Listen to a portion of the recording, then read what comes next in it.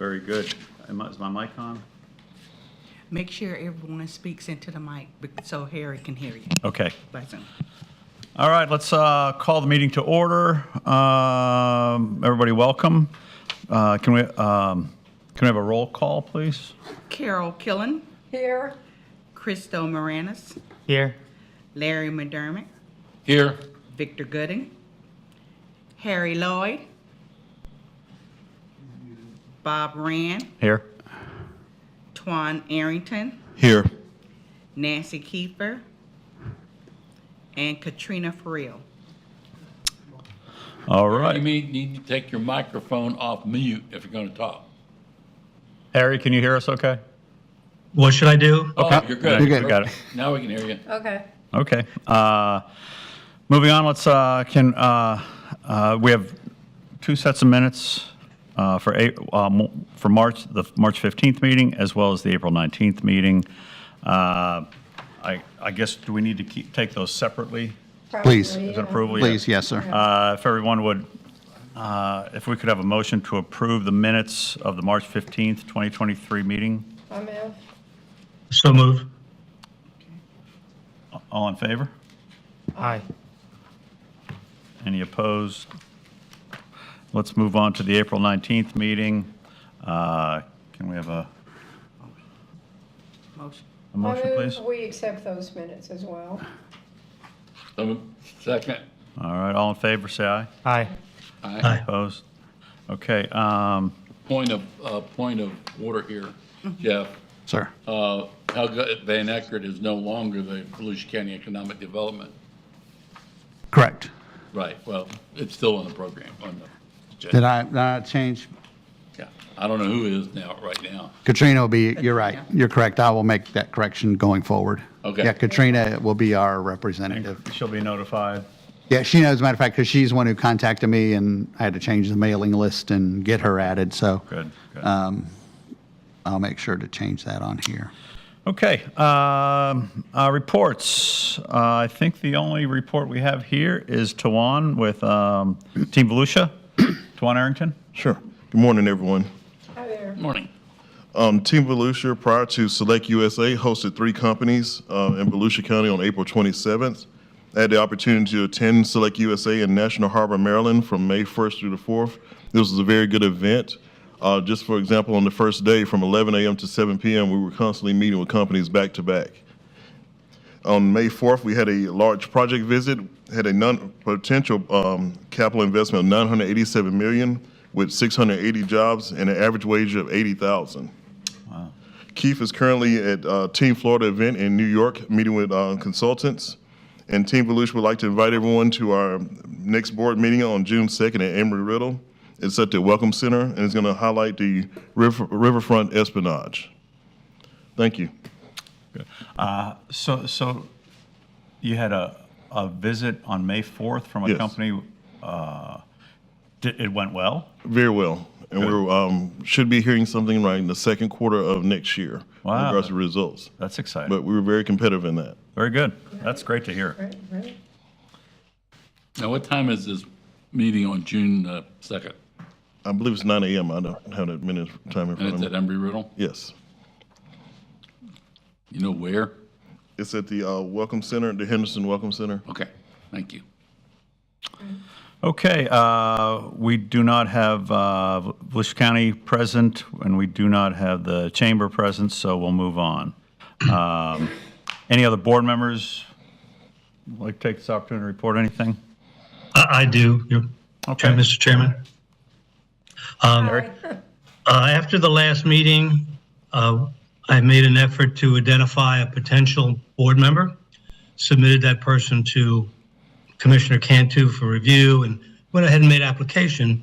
And I did that based on the bylaws of the Economic Development Advisory Board. This person is not a resident of the city, but the Article 2 under the membership area, underlined and in bold letters, says that 7 registered electors who are residents of the city and/or owners of a principal place of business in the city. So based on that, I encourage this individual to and so did the commissioner to send in the application. Mr. Brown reviewed that, looked at it, and found that apparently that's in conflict with the ordinances. And I wasn't around when the original ordinances were done, but apparently the original ordinances were not, first was modified because you had members of the Volusia County Council and all that on here. Then it was modified. When it was modified, that ordinance did not embrace non-residents. So what we have is an original ordinance, a modified ordinance. The original ordinance said, or members of business, but the modified one deleted it. And then the bylaws are in total conflict with both of them because it emphatically is looking to bring in business, whether they're residents or not. My whole point in bringing this up is we are looking for qualified, involved people on this board. And a person who has started a company, invested his money, taken the risks, and built a successful company is the kind of talent that I think we should be looking for that can help us. But what I would like to do is either ask for a recommendation from the board to examine how we balance this back so we can resubmit this application for this intended. As I say, we got bylaws that say one thing, we got ordinances that say other. And I don't know if it's a chicken or an egg. Carolyn, you may know which comes first. Did the ordinance come first and then the bylaws? The ordinance comes first. And pardon me? The ordinance comes first. Okay. The ordinance comes first because it was proposed and by the city commission and elected or voted in the affirmative. So that has the higher weight. This is a bylaw of this committee, which is something that we did within ourselves. Okay. Without, and it may have been approved by the city commission or reviewed by it, but it doesn't supplant an ordinance. Harry, I actually had this happen to me about 4 or 5 years ago. We had a vacancy. Carol and I had somebody that was excellent for the position. Problem is, instead of living in Plantation or Pelican Bay, they live somewhere just west of town, in the county area, and we could not get that person approved. So unfortunately, it is what it is. And anyone who sits on any of the volunteer boards have to be electors. All right, I would like to have this board consider making a recommendation of change to that, because I think we're losing opportunities to get the best talent possible. I don't see when the original ordinance inferred, didn't specifically state as emphatically as the bylaws, but when the original ordinance inferred members of the business community, I think that is worthy of having us consider making a recommendation to the commissioners that these ordinances be revised and that a member of the business community, a business owner in the city, paying taxes, creating jobs, and doing the things that we're looking to have done, it can't be anything but a plus.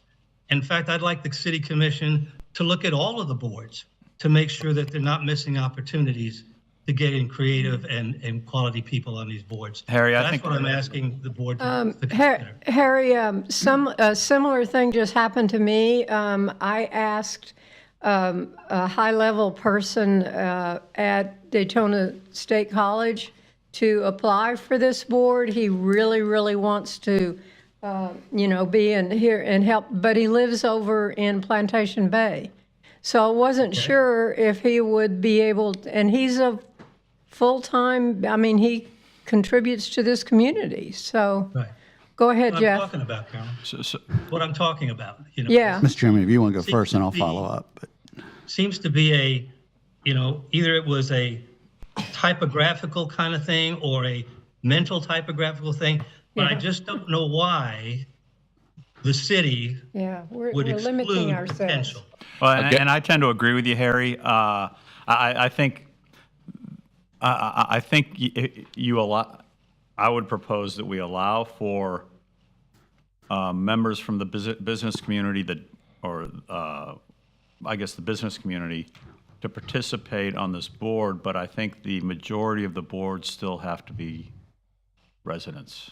So I think you have to limit the number of non-residents on the board not to exceed the residents. I mean, I would agree with that. I think that's. then you could that's see where it fine. could go eventually, right? Yeah, I think this will probably be, like with Carolyn and myself, these are kind of one-offs. Right. Yeah. We meet an individual, we say, hey, this is a click. I Right. don't think, in general, absolutely, the board should be of residents, so. Right. But Harry, one commissioner told me, he said, I don't want anybody on the advisory boards or any boards here where their taillights go north. Uh-oh. Well, that's one Jeff, commissioner. Jeff, what's your take on this? So initially, I'll say, from a staff perspective, it's either or for us. If you're an elector, nice. If you're not, if that's what the will of the city commission is. I will let you know that there are other advisory boards in our CRAs in particular that a requirement is that you either be a city resident or you have a business or work within that CRA district. So it is not something out of the norm, I'll say it that way, that we have non-electors sitting on some of our advisory boards already. I was not when I was in contact with Mr. Lloyd, and he was bringing this to me, and it's not, from my perspective, we just need board members. And like I told him, that if it's the will of this commission or this body to recommend to the city commission, then we'll get it to the city attorney's office, and then they will go forward and draft an ordinance, and then for the city commission's consideration. Good morning. So do we need a further discussion on the board in order to take a position there? Well, what next steps do you want us? I think we would make a recommendation. He would take it to the city attorney. The city attorney would then Well, forward to the- I think if we just follow the members shall be appointed by city commission and shall be former members, blah, blah, blah, and building contractors, developers, members of members of educational institutions, and that kind of covers everybody who's here in Daytona with the exception of living here. So Right. I think we need to open it. So the recommendation would be to request that the ordinances be consistent with our current bylaws, correct? With the With the caveat of the majority of the board still be city Right, electors. we not exceed the number of residents with non-residents on the board. Yes, if that's the vote of this body, then we will then take that We forward. have a motion to that effect? Well, I move I'll make, to I'll say, make the motion. okay, go ahead, Larry. Harry. I would like to make a motion that the Economic Development Advisory Board recommend to the city that the membership to the board from non-residents or outside members be allowed, provided it does not exceed a majority position total, or something. I'm not good at this, but something like that. We'll get it Does that make any workspace. sense? Okay, Jeff has got it. We have a motion on the floor. All in favor? Well, I want to discuss. Oh, okay. Larry? All right, I'm gonna- You got the floor. I'm going to change my position from a couple years ago. I think we have 55,000 citizens in the city of Daytona Beach. 77, Huh? 77. 77,000, excuse me, 77,000. I'm behind. Okay. 77,000 people. And we can't find one person to sit on this board? I just totally, it's against I can think of two people, I didn't ask. Two people right now in my mind that are city electors, and they could sit on this board. And I'm planning to ask them. I understand you got this great guy, okay? But he decided to live somewhere else and have a business in Daytona Beach. Okay? He's not a city elector. He's a city elector or a county elector somewhere else. I'm hardly opposed to this. I really am. It should be in compliance with ordinance. If we have CRA members that are not city electors, I'm going to campaign to get those guys out and put in people who live within those CRA zones. It is the only, I've walked those CRA zones, okay? I've talked to the citizens of those zones. To have somebody outside of that zone legislate within that zone doesn't fit, you know. There are people there who want to serve but don't get asked. So I am really against this. I think it all should be city electors. We got enough people in this town and qualified people to handle it. So noted. Okay, I'm sorry to differ with you. Okay, You're well, a good friend. But I think we have, with especially the educational institutions that we have here, I mean, I don't think when they come to work there that they necessarily pick to choose to live outside of Daytona Beach. I think it's just an option of, because our whole area is Ormond and, you know, I think they have so many options to where to live. And I'm not sure where to live should be that much of a criteria. it's you an know. election thing. You ever a city I elector, understand what you're saying. you stand for you are a member of a zone which you have elected your representative. But the commissioners and the zones for this particular board, that's not a criteria. The zones are not a criteria for this. So anyway, I'll just go on record as objecting. I would agree with Carol, and this is an advisory board. This is not a Right. vote. We don't set policy. We're advising. Right. So I think that's where I draw the distinction. The business community has a very big say in the economic development of the city, and I think I would have to come down on the side of allowing non-residents on the advisory board. A percentage, you know. Not to A percentage on the Exactly. board, yeah, no more than whatever the maximum percentage would be, whatever that would be, yeah. Any further discussion? Chris, what do you think? I'm torn here because I'm a business guy, but I really think that you should be a resident if you want to serve on a board in the city. But at the same time, I think that if we keep it at a percentage, like you guys are saying, as long as you don't overrun the board with people that don't live in the city, Right, right. I mean, Right. you know, would agree. it's a slippery slope. You do that, and then all the boards are going to start doing it, and then you're going to get a lot of crap from not only the commission, but from the city residents. Because you know how they're going to get upset. They'll be like, why are you bringing in, oh, now you're bringing in rich fat cats now, or I don't know who you got in mind, but you know how these residents are. Oh, I They're think going to be like, what, why, oh, now we're going to start bringing in outside people to run these boards? Well, You're gonna get I think cracked by it. I think the motion on the floor clearly states that non-residents could not exceed the number of residents on the board. So I think we're protected in that respect. Yeah. But I think business people in this town have a say in how we move forward in this town. And I totally agree with that. 'Cause So I think, and I think the motion on the floor covers that. as long as it's not, you replace the whole board with, No, No, no. I think the motion clearly states that can't happen, okay? So, having said that, any further discussion? We have a motion on the floor to request that the city ordinances reflect the advisory board bylaws, with the caveat that the number of non-resident board members could not exceed the number of residential board members. All in favor? Aye. Aye. Aye. Aye. Opposed?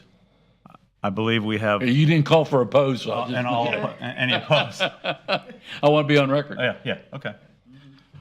So we've got 4 in the affirmative? Yes, sir, 4-1. Yeah, 4-1. The motion passes. Thank you.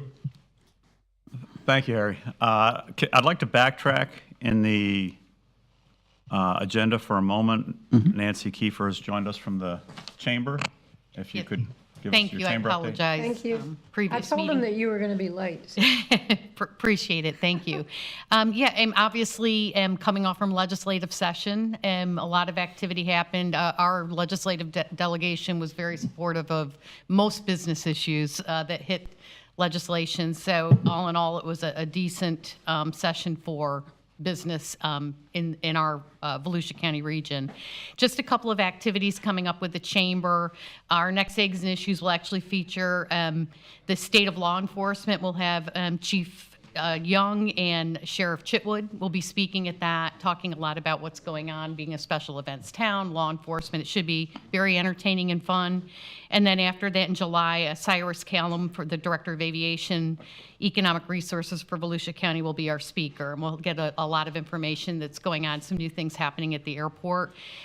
We are planning a candidate boot camp for August 8th. The Chamber of Commerce every year runs a boot camp for anyone interested in running for office. And really what we try to do is lay out what it means to run for an office so that they go in not making mistakes right from the beginning. It's free. You know, it's just anybody who's considering running, we'd like to at least bring in people, the elections office, current legislators, people that understand what's going on in our community, talk to them for a day on activity. So that's on the plans right now. And I think I mentioned at the last meeting, our renovations at the office are full swing. And, we're on target to start putting up some new walls pretty soon. So. Very good. Yeah. That's exciting. Thank you. Apologize again for being What are the dates for the June 8th for the law enforcement program and July 13th for the aviation. The boot camp is August 8th. Okay, that's one. Okay, very good. Thank you, Nancy. Moving on the agenda, I have no old business here, correct? Correct. New business, economic and strategic opportunities report. Actually, Mr. Chairman, if we can, I need to add an item C, which is discussion of affordable housing legislation, or whichever one you want to. That the Florida legislature this year passed a new affordable housing act bill, and there's some parts to it that involve planning and land use, and some of the properties that, as a board, you have interest and concern about. And so Ms. Killian asked me to present a kind of a report on that statute, and Assistant or Deputy City Attorney Mr. Gross had done one for city staff last week. And so I just asked him if he could just come in and briefly kind of make a presentation to you discussing the bill and how it may impact certain properties that we have concern about. Very good. In the interest of time, would we like to move that Go to the first. beginning of the? Yes, and we'll move that to we'll move C to the A So, spot. okay, so we'll move to the discussion of affordable housing legislation. Sir. Good morning, everybody. I'm Ben Gross. I'm the Deputy City Attorney. And in the 4 hours that Jeff has allotted me, I don't know. I'm sorry. Is it, okay. All right. Sorry. Yeah. So I'm going to give you an overview of this bill. And at the outset, I want to mention to you, one, it's a 95-page bill. So even if I had 4 hours, That's okay. right. What was the actual, because I'm not sure I gave you It's called the Live Local Act. yeah. It was Senate Bill 102. Senate Bill 102. Okay, I had the It- wrong, okay. It Thank you. goes into effect on July 1st. Okay, And it is intended to be a comprehensive response to the crisis in affordable housing within the state of Florida. And actually, the main part of the legislation, which will directly impact us in a positive way, is that it provides about $811 million in additional funds which are being administered through the Florida Housing Finance Corporation for 2 existing programs that FHFC administers and a new program. The 2 existing programs, and I did want this put up for your benefit. This is a very good PowerPoint. There's also a webinar attached to this that the Florida Housing Coalition has on its website. The Florida Housing Coalition is a housing advocacy group that also subcontracts to the Florida Housing Finance Corporation. And I've reviewed the materials, and they're very accurate. You can also go to that website. They're going to have ongoing webinars in the future, going through all facets of this legislation. So if you could advance the slide until we get to slide 6. This is just to give you an overview of the various aspects of the bill. I don't really intend on touching on all of these things, but as I started to mention to you, the main component of the bill, in my view, is the funding. Next slide. There's up to $811 million in funds. Almost all of it is going into 2 existing programs, SHIP, which administers funds to local governments, which we then use to provide grants and forgivable loans for affordable housing, and something called the SAIL program, which is the State Department incentive loan program. That's not something that the city's involved in directly, but it's a loan program that's for the benefit of projects that include affordable housing. There's another program being established by this called, I think, Hometown Heroes, that I don't know much about.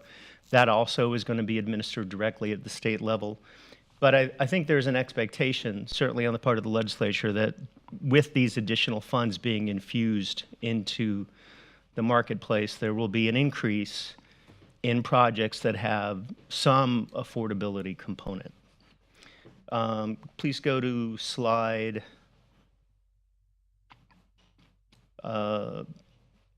14.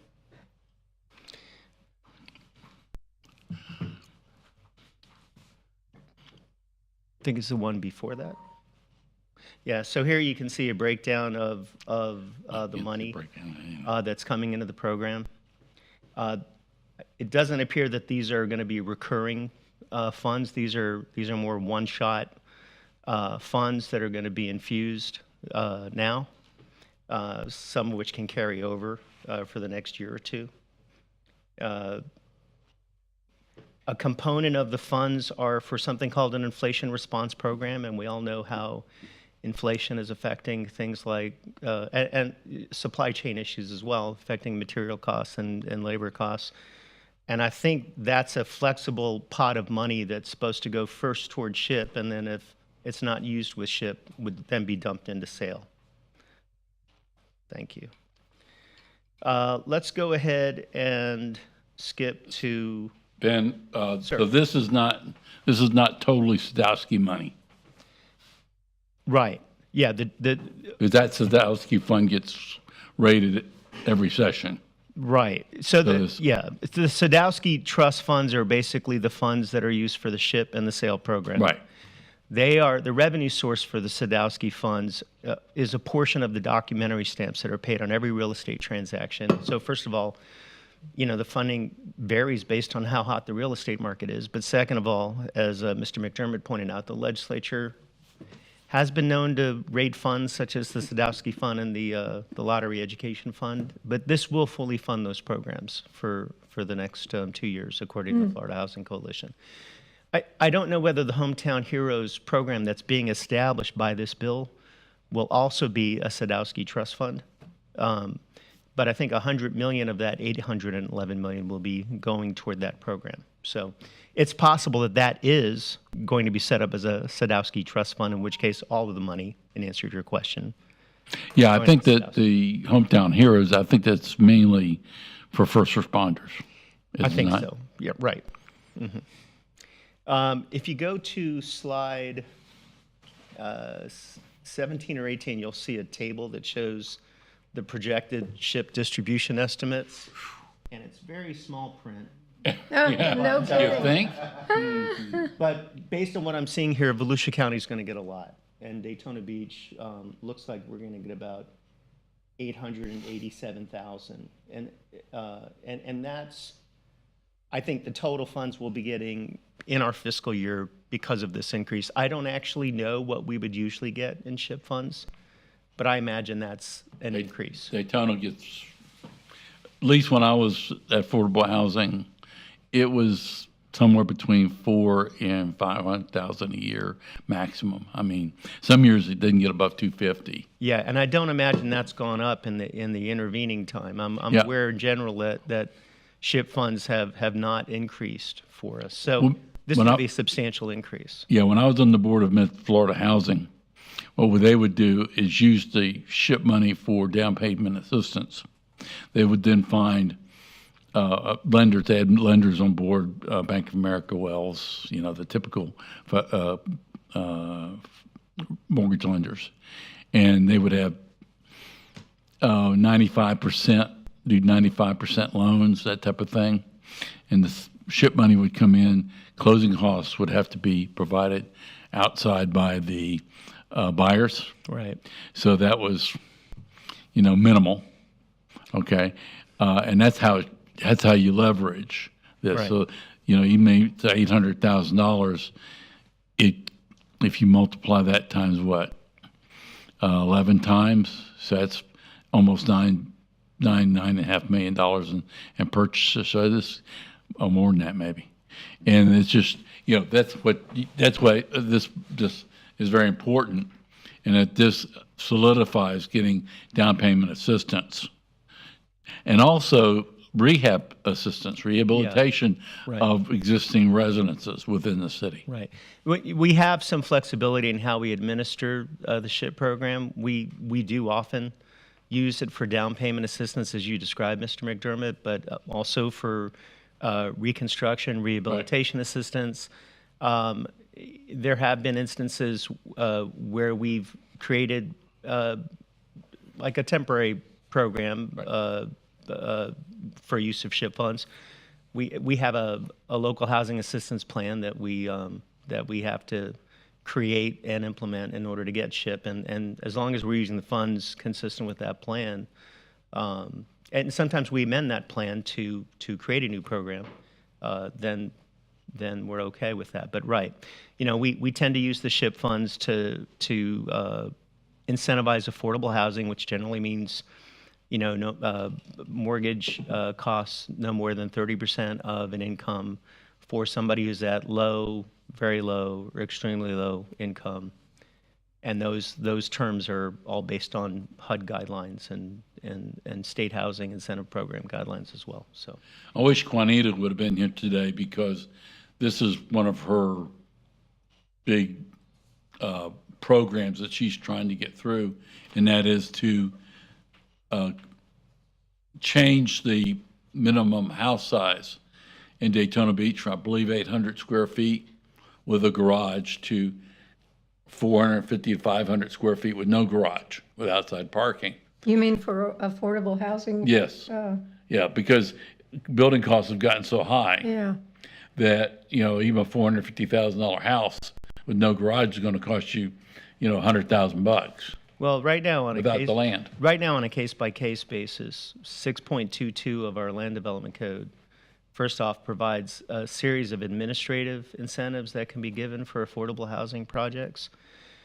none of which include what you're talking about, Mr. McDermott. But in addition, that section authorizes the commission to approve additional incentives, essentially to vary from any land development code provision on a case-by-case basis to for an affordable housing project. So the commission has authority to do that now if the commission wants to do that. And we don't need legislation to do that. Number two, where's, and you probably know every piece of property that the city owns. And how about the, and. Well, it's not just what the city owns, though. That's why I brought this up in the first place, was this new SB 102. You're focused more on the land use side Yeah. of things, which we'll get to. Okay. And I do want to mention before getting there, if you could go to slide 23, there are some new property tax incentives under this legislation. There's a local option, affordable housing property tax exemption. We're already giving essentially property tax incentives. We are giving out grants that are based on a percentage of the property taxes that a project is paying to us. The condition is you have to pay your property taxes each year in which your project is in existence. You have to commit to a certain percentage of your units being affordable for, a 30-year period. We're already doing this under contract. This would create a program that I think would make it a little bit simpler.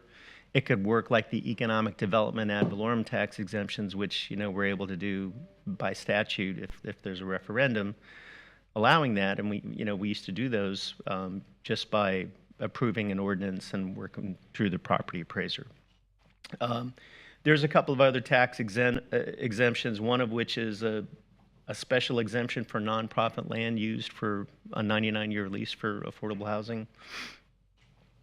And something called the missing middle, which I'm not going to get into, but really allows for an exemption for projects that are affordable for up to and including what would normally consider to be workforce housing level, which is 120% of the adjusted median income. Okay. Usually when we think of affordable housing, we think of housing for people at or below Right. 80%, Right. which is low, and workforce. I mean, there's other aspects to what constitutes workforce housing. Is it close to where you work? But the income level that's typically used is 120% of the adjusted median income. Well, Ben, there's two other factors. One is cheap land. Right. And the city and the housing authority own hundreds of lots within the city that are infill lots mainly, okay? Right. That's one thing, okay? And those lots currently are not being utilized for anything, other than having somebody go out there and cut grass.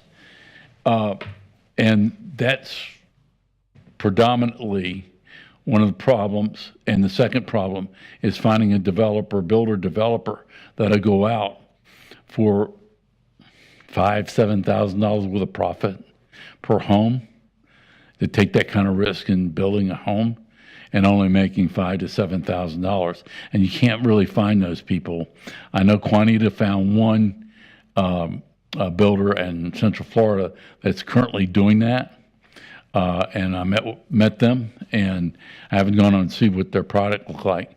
But that innovative thinking is going to have to be, how do we incent, not the homeowner so much, but the builder developer is going to take the risk and get paid very little for their problem. So just so you know, in that regard, even before this act takes effect, there's been a requirement under state law that's been in place for, I think, at least 15 or 20 years that requires local governments to, on a 3-year basis, inventory and then update their inventory of lands they own that are available for affordable housing. And we have entered into some contracts with groups like Homes Bring Hope to donate our lots for the purpose of creating owner-occupied affordable housing. So those are city-owned. These are city-owned lots, right. Okay. Now, the Live Local Act creates some changes regarding that inventorying. I think it requires a more frequent updating than was formerly required, and it requires a posting of properties available on the website. And to be honest, I think that's really intended for communities that are not as progressive with affordable housing as we are. It's a soft, fuzzy requirement anyway. You only have to publish a list, but it's a process that you have to go through. So do we have such list? I'm sure that we do. And in fact, we have an RFP that is probably going to go on the commission agenda either the first or second meeting in June for, I think, up to 12 or 16 additional properties to be donated to various groups that have responded to the RFP for affordable housing. But those are not-for-profit groups. I believe that all of them are nonprofit groups. Okay. Right. Can you go to slide 33?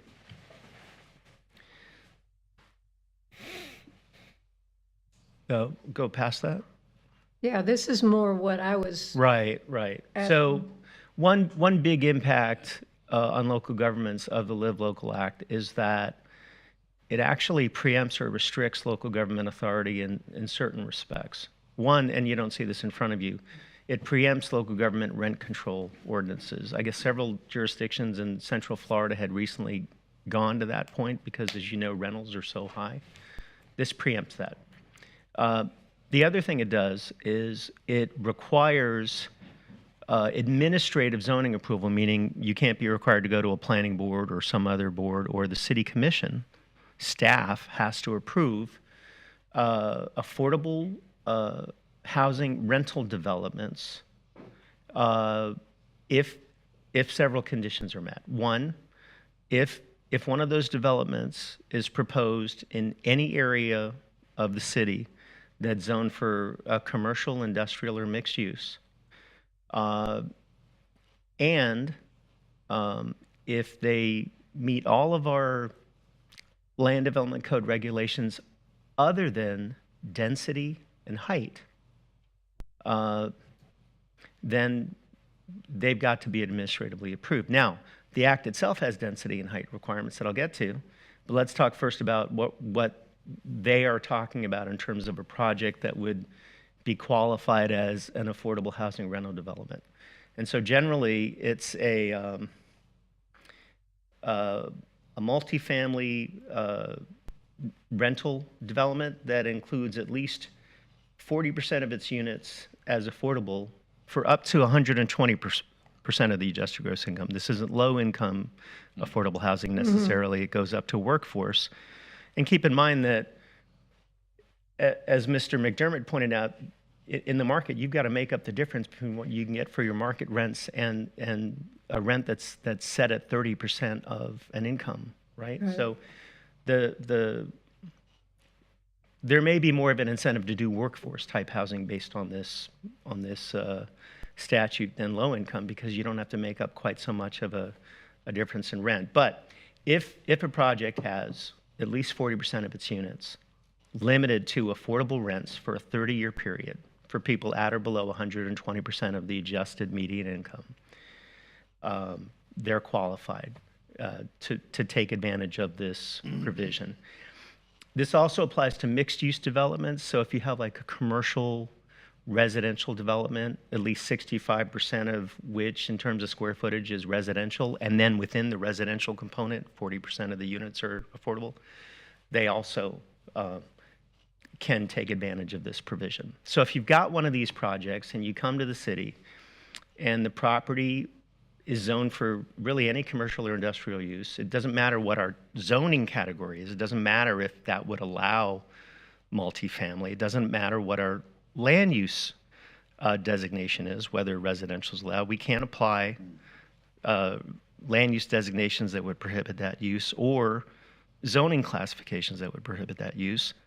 They will be allowed to go there so long as they meet again, the additional requirements, setback, Okay, well, parking, maybe landscaping. I need to come ask you some specific questions then about just what you just said. And you're welcome to. But Yeah. let me go through a couple things. There are Okay. density and height restrictions, Okay. but they're set forth in the Live Local Act. The density restriction is that it has to meet the highest density restriction that exists in the local land development regulations within any zoning category in which residential uses are allowed. And I will tell you that in our city, there is no density restriction, say, for example, for SFR 5 single-family zoning. Wow. So what that means, I think, for Daytona currently is that there would be no density restriction for a multifamily development because the highest restriction that we have in any of our zoning categories is no restriction at all. But there is a minimum building size, correct? For living units? I mean, you can't build a 100 square foot Right. Unit. I mean, yeah, so like they have in New York. keep in mind that there are factors in development that will, practically speaking, limit density. Right. For example, it's a lot cheaper to build a wood frame structure than a concrete structure. Yeah. And I think you can only go 4 or 5 stories on a wood frame structure, and the cost becomes just a completely different category of cost if you're going past that. Which is why I think we've seen here with some of our incentive contracts that we're talking about 3 or 4 story apartment buildings. You also can apply setbacks, minimum lot size. That's not really a density restriction. Buffer requirements, landscape requirements. So those would still apply. So again, the density restriction in the Live Local Act means no density restriction, none. at least under our current code. And then the height restriction is that the development has to meet either of the following, whichever is greater. Either 1, a maximum of 3 stories, or 2, the highest height allowed by our land development code for any residential development located within 1 mile of the proposal. I can't tell you what that translates to. That would have to be looked at on a case-by-case basis. So if you had a project that had some component where at least 40% of the units were going to be rented at affordable rates, meaning no more than 30% of income level for people at or below 120% of the adjusted median income. And if they meet our height restriction, which, as I said, is nil, and whatever, I'm sorry, the density restriction and the height restriction, which would have to be looked at, then they have to be administratively approved, so long as all other Things in the area. regulations they still have to meet concurrency, for example. They still have to pay impact fees, at least under the Live Local Act.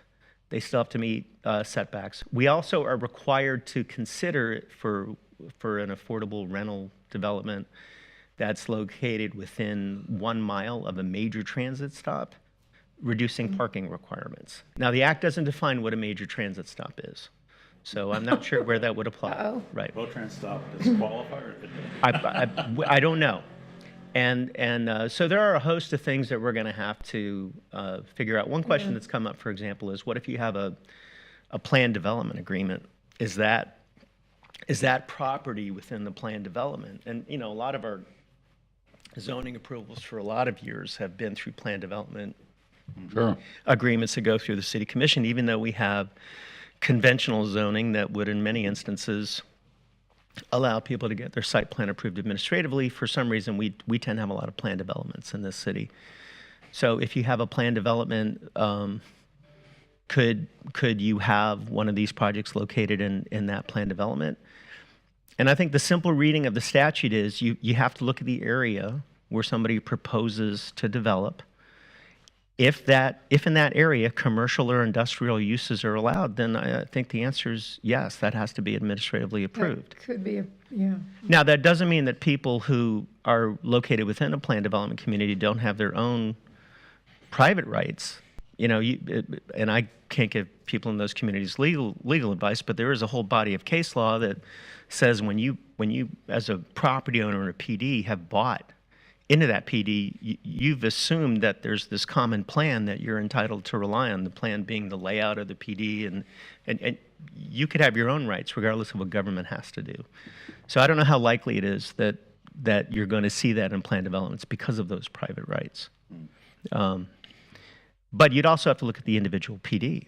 You know, if a PD has an area that shows in the PD agreement that this is golf course, that is not a commercial or industrial use. That's a golf course. That's a recreational use.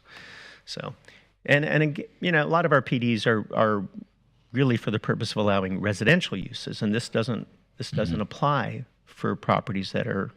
Well, I that can are see where we could residential. go on about that. I really appreciate you coming because Yeah. all it did was, now I have a couple of specific questions to ask you off. If you've got a few minutes after we're done here, I've just got a couple of really quick questions Sure. specifically. Sure. But this tells me a lot, really, so. Can this be sent to us, Jeff?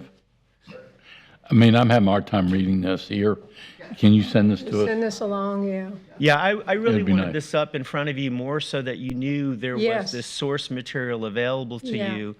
And yeah, we can make sure Jeff sends you the link to this Okay. information. That'd be And- great. And I would encourage you to continue to look at the Florida Housing Coalition's website because I think they're providing on an ongoing basis webinars, free webinars, as well as PowerPoint materials on this new Well, legislation. if you have a few minutes, if I can grab you in about 15 Sure. minutes, I'd appreciate it, because I've got just two Sure. basic questions that you could probably help me with. Okay. And I'm not going to bore you with any more of the details of the act. I know, Ms. Killian, you were interested mostly in the zoning and mostly in this the land preemptive use, yeah. requirement. But if you do have any questions for me after the meeting, Jeff, if you wouldn't mind sending out my contact information, you're welcome to Thank give me a you. call or drop by. Thank you very much. Very good. Thank you. Thank you, Ben. Okay, moving on. The Economic and Strategic Opportunities Report. So you see the TRT report for April. In addition to that, It's slowed down a little bit, hasn't it? it has. And actually, there were, I shouldn't say there were other meetings, but they were, in some cases, more staff and applicant conversation about site plans and those kinds of things. You know, discussing some PD regulations and modifications of those. So that, I didn't include those in here because it's not new, it's ongoing. So I did not include it. I also attended 2 FEMA workshops on economic development and disaster recovery. One kind of had to work a little bit pre-disaster, and another one post-disaster up in Bunnell. So that was 2 full days of that training as well went on. Next, you see our CO report. Again, we have a lot of single-family still coming into onto the marketplace. We still have a lot of multifamily, but it's under construction. And again, it'll be one of those things that they all come all at once when a building may get a CO out of an apartment complex. But I know that we have at least. Well, two of the areas that, one's here on the report, 1021 Mason Avenue, that's the old site of Father Lopez. And right now, there's a 7-Eleven supposed to be there. Correct. Some type of car wash. It's a multi parcel development. Correct. I'm not sure if there's 7 parcels, something like that, carved up in that property. Reason why that's important is that's in Midtown, or that's in a zone where we really need to have good, solid commercial development. Catty-corner across the street is a shopping center that's doing a lot better. Aldi's in there, you know, it still has some weakness in it, but it's got some strong credit tenants. Then Andy Clark is redeveloping the old Security First Federal Building. I saw some activity there yesterday for, I guess, storage and redoing some of that plaza. That would be exciting from the standpoint that this area needs good quality development. I know Andy would do a good quality development in that area. So these are very important to revamp that neighborhood, because that needs good solid commercial for jobs, just for the tax base, that type of thing. So those types of projects are important, and this is a big project really in the size of that community. Correct. What is Accent Daytona? Where is that development? Project Delta. I'm sorry? Project Delta. Oh, well, that answers Project that. Delta? That still doesn't mean Is anything. that, I got you now. is that that's an economic development code? It's the old project name. It's the old First Baptist Church site. Okay. Oh, okay. Okay. I- Okay, very good. Anything else? No, not on that, Jeff? sir. Okay, Nope. all right.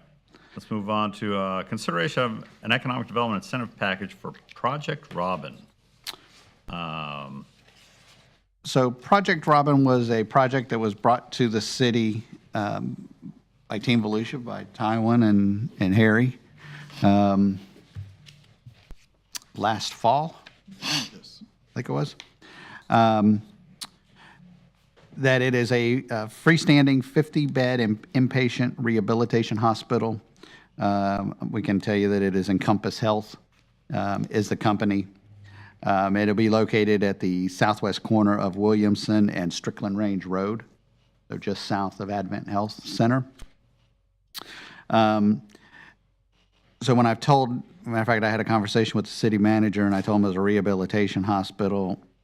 I had to quickly let him know that this is not a drug or alcohol dependency type facility. This is an acute care recovery from debilitating illnesses and injuries, which include stroke, neurological disorders, brain injuries, spinal cord injuries, and complex orthopedic conditions. So you get your hip replaced, as opposed to staying in the hospital, they can move you to this facility here to help get you out of the hospital so that you can get physical, occupational therapy at this facility.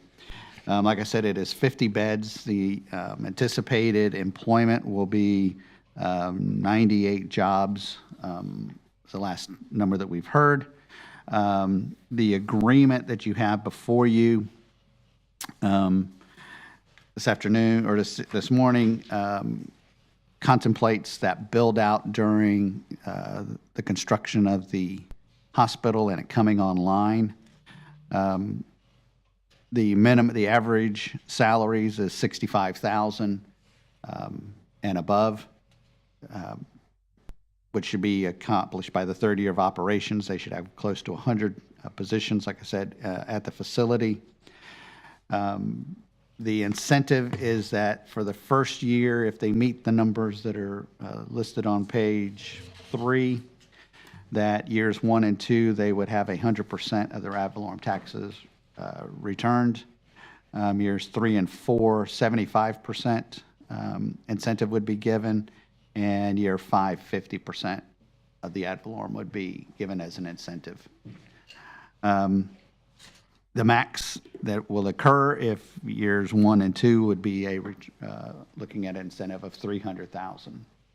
But these are all going to be very high-paying jobs, $40+ million worth of capital between building and fixtures inside the building. And Incentives go away after year 5. Yes, sir. Yep.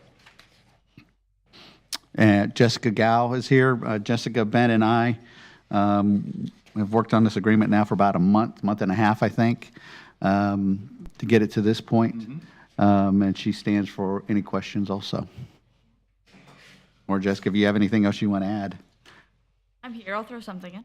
Jessica Gallicott. I forgot you're an attorney. 149 South Ridgewood Avenue. I know I got to make it worth it for the client. I'm starting the day in this chamber and ending the day in this chamber with commission, so happy to. It's gonna be a long day. It will be a long day, but a fun day. So this site is within the, I use a lot of code names, the O'Connor Plan District, which is out there where you have the cottages that Capstone developed. And so when Capstone came in, it developed kind of an L shape and it had this out parcel left. This is going on that out parcel right along Williamson. So it's Williamson and Strickland. You know, the O'Connor Plan, why I bring that up is that it contemplates development of a roadway eventually that will connect to the hospital's driveway to the south. And so you'll really have a clear connection there with the hospital. You jump over one more block, you've got the new VA hospital. Halifax is looking at a standalone emergency room in that area, as we know. So it's really becoming this medical hub. And when Encompass came to us, originally they came to us through the property owner, who was Timberline or Consolidated or whatever you want to call the entity, to change the landscaping requirements for that parcel. So we've known about it for a long time. We're really excited to see it move forward. And they specialize in physical therapy, occupational therapy, and speech therapy. And so that wide range of efforts, they're a specialty licensed hospital. And so it's more than, you know, right now in our community, we have Brooks Rehab, which is fantastic. But we don't have somewhere where patients can be outside of a hospital, but fully dedicated to physical therapy activities where they stay in the facility. And so that's what this is. It's really that intense kind of 2-week training program where they say, let's get you back to where you have some independence after this life-changing event. And so the structure of the agreement, Jeff hit on that perfectly, 98 jobs over 3 years, average salary $65,000. And it's the same basic tax rebate structure that we've used before. So if you have any questions, I'm here to answer them. Well, as being part of the generation that will probably be using this facility more than others. No, no. No, this is great because it's a great use of the property. It's a great location for, you know, and these facilities are becoming more and more utilized because of the high cost of the hospital and the medical personnel there. And it's just a small step down to specifically take care of the portion that needs to be taken care of. And if the person gets worse, boom, you put them right back in Advent or Halifax. So I don't know if you need a motion or not, but if I think it's a great project. I think it's great in that area because we're seeing more medical uses coming out there, right? I think there's a proposed 20,000 square foot medical office building out on the Bucky's PUD there. Yep. And then we have one up. And I know up there's been further. talk about one across the highway, and I don't know where that is in the planning, or even if they're moving forward. But I think, you know, seeing that clustering effect over there of medical uses, I think is it's super. is a great thing. So I am all in favor of this. Jeff, what are we at? What is our mission here? I just need a An approval to go recommendation. forward. Yeah, recommendation from this board. move to to the city recommend commission. project to the city commission. Yeah, I second. The Mayo Clinic has a similar Oh, yeah. situation up there, and I've been there, I've had personal connections with that. This is perfect. This is great. Very So, good, yeah. Very good. So any further discussion? We have a motion on the floor in a second. Any on. further discussion? Mr. Mayor, I think, Harry? Mr. Lloyd. Mr. Lloyd, you're muted. Harry, turn your microphone on, Harry. I don't want you to hear me coughing for that. Just for clarification, we do not have a facility like this in the city? Did I understand that correctly? Not Or like we this have one. No, yes, sir, we do Nothing not. like this at all? There are rehab facilities, but Yeah. not at this level. Okay. Okay? In other words, if you're, I don't know, you had extreme back surgery, you needed to be rehabbed for 2 weeks. We really don't have that facility in this area. There's one in Norman Beach, and I think there's one in Port Orange, but not in. What this does, from my understanding of other things, it really relieves the hospital of a lot of in-hospital time. And they move to this.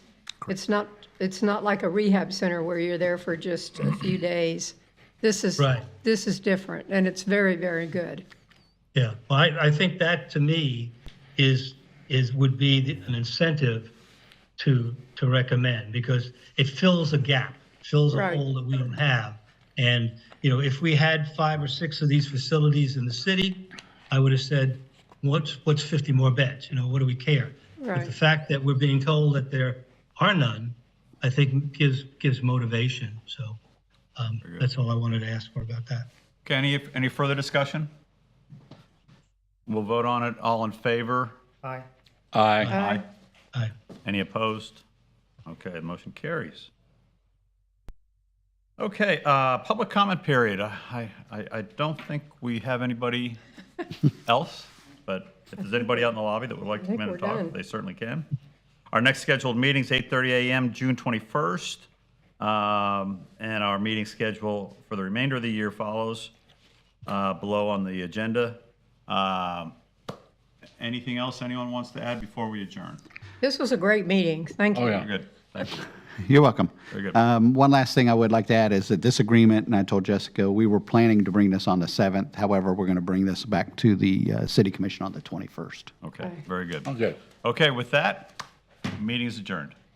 Thank you. Thank you.